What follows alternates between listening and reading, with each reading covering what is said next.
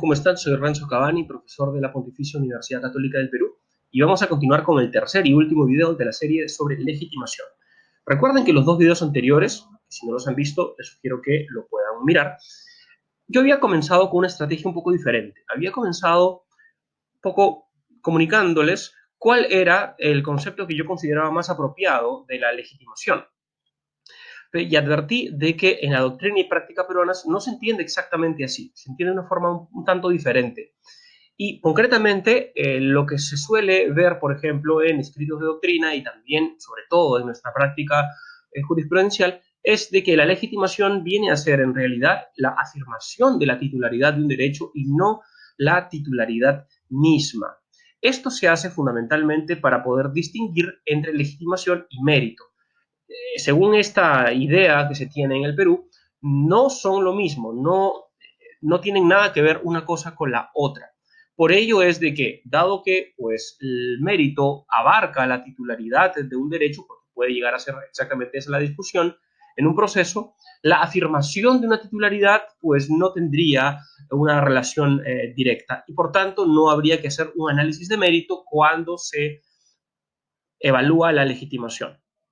Eso es un tema importante. El profesor Montero Aroca tiene algunos artículos y de hecho un libro también más o menos corto escrito sobre este tema que les sugiero que lo miren. La descripción se las coloco en el video, ¿sí? Pero vamos adelante para poder entender mejor, al menos por qué en nuestro país se entiende de esta forma. Les sugiero que pongan pausa al video en este instante para que puedan leer estas pequeñas frases que constituyen un caso real, que por cierto lo saqué de el libro Las excepciones en el proceso civil de mi amigo Sergio Casasa, que por cierto comparte esta teoría de la legitimación como afirmación. Denle pausa al video para que lo puedan mirar rápido. Entonces, como podemos ver en este caso, la Corte Suprema entiende que la legitimación es una discusión fundamentalmente formal, y como es formal, no es mérito. Pero, ¿por qué será de que la Corte Suprema llega a esta conclusión? Yo creo de que, en primer lugar, hay que tener en cuenta de que nuestro Código Procesal Civil realmente vincula legitimación con improcedencia, nulidad del proceso, con validez de la relación procesal. Y dado que lo vincula con estas categorías, entonces no podría tener que ver algo con el mérito, porque la validez de la relación procesal y el mérito están separados, son análisis diferentes, ¿ok? Y esto se comprueba, es verdad, el código vincula legitimación con lo no mérito, si se quiere, por ejemplo, en los artículos 427, 451 y 321. Veámoslo rápidamente para que ustedes puedan mirarlo. ¿Ok? Por ejemplo, el 427 es el famoso artículo sobre la improcedencia de la demanda. Entonces, si un juez puede declarar in limine la improcedencia de la demanda por legitimación, una falta de legitimación, entonces, si declara la improcedencia, no puede declarar el mérito del proceso, no se pronuncia sobre el fondo. ¿Ok? En el 451, cuando se trata, por ejemplo, de la excepción de falta de legitimación, en el caso de, por ejemplo, la excepción de falta de legitimación del demandado, o sea, el demandado mismo plantea una excepción para que él pueda ser excluido del proceso. En este caso, tiene que, según dice el código, tiene que recomponerse la relación procesal y se va a dar un plazo para que el demandante pueda indicar quién en todo caso es el demandado. ¿Okay? Si es que no se cumple el plazo, entonces habrá una improcedencia de la demanda, nulidad de todo lo actuado o conclusión del proceso. ¿Okay? Y en el caso de la excepción de falta de legitimación del demandante, si el demandado dice, hey, este no es quien debería estar demandándome, allí lo que ocurre es una improcedencia directa, ¿no? Con nulidad del proceso, conclusión y conclusión sin declaración sobre el fondo, etc. ¿Okay? Entonces, vincular excepción procesal con legitimación lleva directamente a que se relacione con improcedencia y con conclusión del proceso sin declaración sobre el fondo, lo cual es confirmado en el 321, en donde dice que concluye el proceso sin declaración sobre el fondo.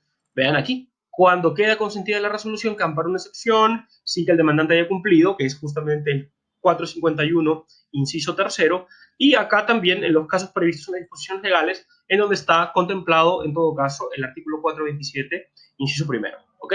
Entonces, legitimación, nulidad del proceso, improcedencia, conclusión del proceso sin declaración sobre el fondo, todo eso está vinculado. Por tanto, todo esto tiene que ver con algo que no es el mérito del proceso. Muy bien. Ahora, mi punto es el siguiente, ¿ok? Que el hecho de que la legitimación no se vincule con el mérito del proceso según esta teoría hace, como ha hecho la Corte Suprema, de que un juez no pueda valorar pruebas, no pueda analizar hechos cuando analiza la legitimación. Y esto es justamente porque el análisis de los hechos y de las pruebas es el análisis de mérito del proceso, lo cual se hace fundamentalmente en una sentencia. Entonces, no puede, pues, haber un análisis de este tipo cuando se realiza la legitimación, porque además el hecho de que se haga previamente la sentencia también lleva a entender de que no puede ser el mérito del proceso, ¿ok? Entonces, improcedencia, nulidad, conclusión lleva a que, como no es mérito, los efectos de un análisis de la legitimación que va a concretarse en un pronunciamiento respecto a la legitimación no puede llevar a la cosa juzgada, a diferencia, por ejemplo, de una sentencia en donde sí se analiza el mérito del proceso. Muy bien, entonces, esto es lo que les decía ahora. Dado que la legitimación se resuelve antes de la sentencia, también se entiende de que todo aquello que se resuelve antes de una sentencia es no mérito, o mejor, no es algo que tenga que ver con el mérito. ¿Ok? Esto yo diría que es un error, porque es posible que en plena fase postulatoria nosotros pues podamos llegar a un pronunciamiento auténtico sobre el mérito, como por ejemplo allanamiento, reconocimiento, desistimiento de la pretensión, o en todo caso una conciliación, una transacción. Todo esto son pronunciamientos sobre el mérito, llevan a la cosa juzgada y eventualmente pues son hechos en la fase postulatoria. ¿Okay? Entonces, no es verdad de que todo aquello que se hace antes de la sentencia es no mérito, ¿no? Esto no es verdad. Nuestro propio código así lo dice. Y de hecho, se necesitaría en todo caso una modificación legal para que pues pueda haber, digamos, unas excepciones sobre el mérito.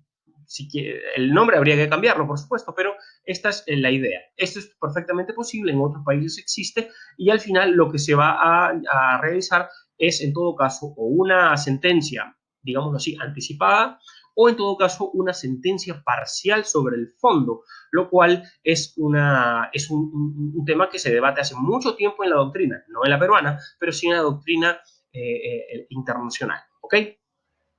Entonces, esta relación entre legitimación, improcedencia, no fondo, es lo que ha llevado a que se acoja de una manera bastante pacífica la teoría de la legitimación como una simple afirmación de titularidad.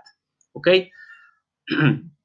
No la titularidad, sino, como les digo, una mera afirmación para la cual no es necesario entrar de ninguna manera al mérito del proceso para poder constatarlo. Pero esto no llega, en mi opinión, a calzar bien del todo. Mi razonamiento es el siguiente. No hay nada que hacer respecto de las consecuencias que nuestro CPC establece para el análisis de legitimación. No hay nada que hacer. La consecuencia es la improcedencia. Punto. Sin embargo, esto no quiere decir de que por su propia naturaleza analizar la legitimación lleve inexorablemente a examinar hechos y a examinar pruebas. Si es que entonces es posible demostrar de que cuando se habla de legitimación, indefectiblemente se tiene que analizar, al menos parcialmente, los hechos y las pruebas para constatar lo que el demandante está diciendo que es, o el demandado también, por supuesto, entonces vamos a llegar a una conclusión muy diferente, por ejemplo, de lo que la Corte Suprema, en el caso que les había mencionado, ha llegado. Voy a ponerles dos ejemplos muy rápidamente.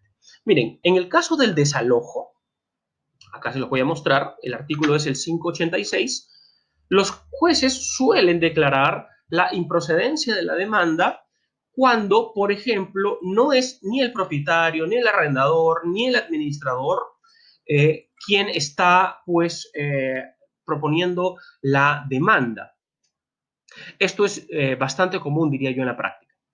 Pero, ¿qué es lo que hace un juez para declarar improcedente la demanda porque él no verifica de que se trata del propietario, arrendador, administrador o eventualmente todo aquel que podría tener un derecho a la restitución del predio? ¿Qué es lo que hace realmente el juez? Pensemos un poco. Lo que el juez hace, en mi opinión, no es otra cosa que analizar la narración fáctica de la demanda y analizar si es que hay algún sustento, ¿no?, en una prueba para demostrar, por ejemplo, por qué el propietario es quien es. Entonces, si es que el juez hace este análisis concretamente es un análisis de fondo, es un análisis de fondo del proceso, o más precisamente de una porción del fondo. Esta porción del fondo tiene que estar satisfecha, o al menos preliminarmente satisfecha, para que se pueda luego continuar con el proceso y luego se pueda constatar si es que esta persona que demanda tiene o no derecho a la restitución. Entiéndase, aun cuando sea un análisis preliminar sobre el fondo, no deja de ser un análisis de fondo. Es el punto clave. Y si es que es, aunque sea un análisis preliminar sobre el fondo, entonces es absolutamente normal y hasta necesario analizar hechos y pruebas. Y esto no podría verse de una manera extraña. No podrían anularse resoluciones judiciales si es que un juez, cuando analiza la legitimación, analiza hechos y pruebas, porque es exactamente lo que tiene que hacer. Entonces, en el caso, por ejemplo, que hemos visto de la municipalidad y la Corte Suprema resolviendo, diciendo, hey, estás analizando pruebas, juez superior y juez de primera instancia, esto velo en la sentencia. ¿Qué es lo que está haciendo? Está haciendo de que, en todo caso, el MEF, que es el demandado, y legítimamente demandado, por cierto, que tenga que quedarse hasta la sentencia primera, segunda y eventualmente hasta una revisión de la sentencia por la Corte Suprema, para que pueda ser, pues, exonerado de la responsabilidad cuando esto podría hacerse de una manera preliminar con la excepción de falta de legitimación. Estos son los problemas prácticos que surgen por no entender bien de qué se trata la legitimación, ¿ok? Piénsese, por ejemplo, en este caso del desalojo. Yo demando desalojo a una persona, yo digo que soy propietario, y la otra persona dice, bueno, sí, este es propietario, pero yo tengo un derecho de superficie, por tanto no me puede echar. No puedo yo restituirle el predio. No, él no tiene derecho a la restitución. Si es que se ve, por ejemplo, esta discusión, mini discusión sobre la propiedad, que tiene que estar, digamos, al menos preliminarmente acreditada, yo diría luego tiene que estar acreditada del todo, es fundamental para que luego pueda hablarse de derecho a la restitución. Entonces, si es que una persona es o no propietario, o arrendador, o administrador, o comodatario, o usufructuario, por ejemplo, es fundamental para que luego pueda discutirse la restitución. Y la discusión previa a la restitución sobre la titularidad de esta situación jurídica activa, que pueda llevar a discutir sobre otra situación jurídica activa, que es justamente la restitución, justamente pues es la legitimación, no es otra cosa. La legitimación no es más que esto. Entonces, este es un ejemplo que quiero darles. Les invito a que ustedes revisen decisiones de improcedencia del desalojo para que vean cómo que los jueces indefectiblemente tienen que entrar a valorar pruebas, ¿ok? Y otro ejemplo en el caso de la indemnización por accidentes de tránsito en casos de leasing.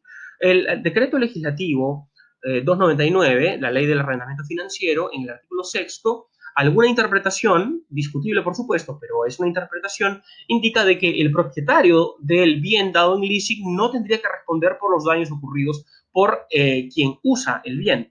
Piénsese en el caso típico de aquellos arrendatarios financieros de un vehículo que ocasiona un accidente de tránsito. La Ley General del Transporte Terrestre dice de que se responsabiliza también el propietario.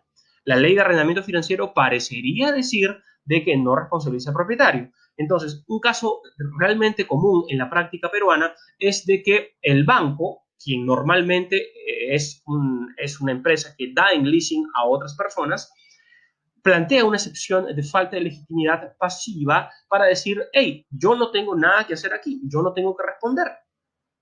Muchos jueces amparan estas excepciones, pero suele ocurrir de que o las salas superiores o la Corte Suprema anulan las resoluciones diciendo, hey, tú juez, no puedes tú decir que el banco no es responsable porque el juicio de responsabilidad se hace en la sentencia, no en una excepción de legitimación. Y con ello, el banco pues se queda hasta el final del proceso, ¿ok? Entonces, más allá de que la interpretación del último párrafo del artículo 6 del decreto legislativo 299 sea correcta o sea incorrecta, ¿ok? Porque yo digo que realmente es discutible, se puede discutir, hay argumentos para ambos lados. La pregunta es la siguiente. Esa discusión, ¿está bien que se dé en una excepción de falta de legitimación? Cuando el banco alega que él no debería pertenecer al proceso porque no es parte de la relación material y por tanto plantea y discute su falta de legitimación. Está bien que esto se resuelva en una excepción.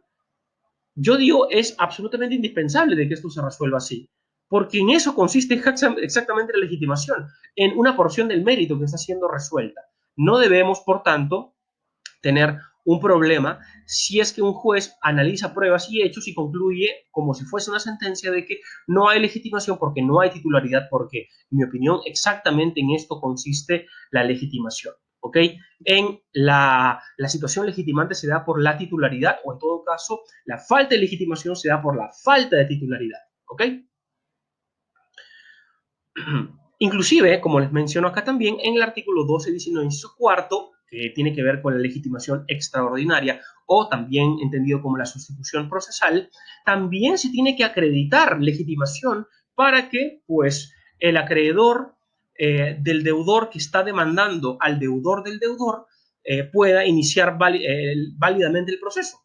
¿Por qué? Porque el acreedor tiene que mostrar de que es acreedor, porque si no fuese acreedor, entonces cualquier hijo de vecino podría demandar el cobro de una deuda respecto a la cual no tiene ninguna relación. Recuerden que en el caso del 12.19, inciso cuarto, el acreedor es titular de una relación jurídica obligacional que no se está discutiendo en ese proceso. En ese proceso se discute una relación obligacional absolutamente distinta entre el deudor de ese acreedor con el deudor respectivamente con su deudor. Es una relación diferente.